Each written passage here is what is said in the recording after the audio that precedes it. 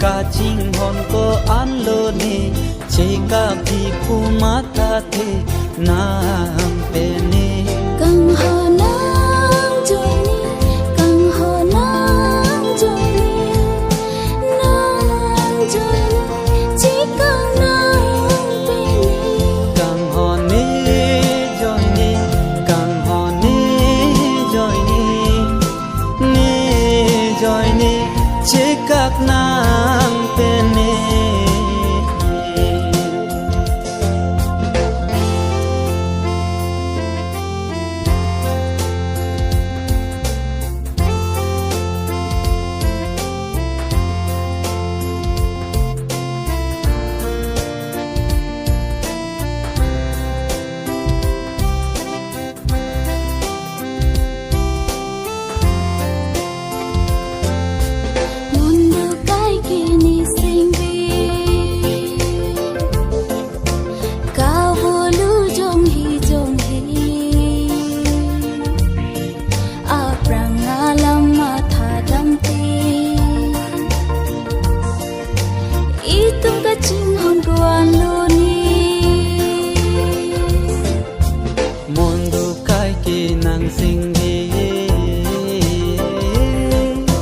Kabulu jong he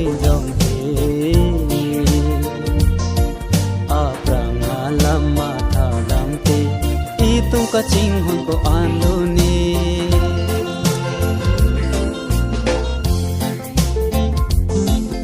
rupani dua joni kai ke nang phan sei nang ko oil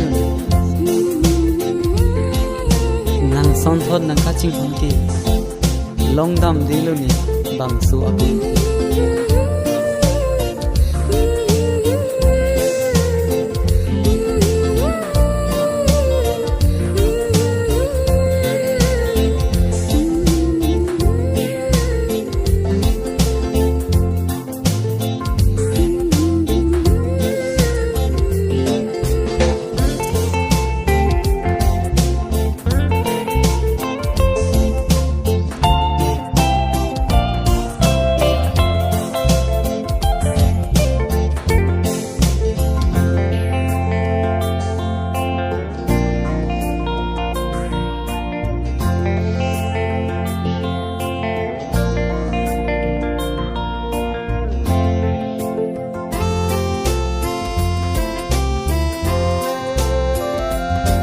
Media de tha kang hon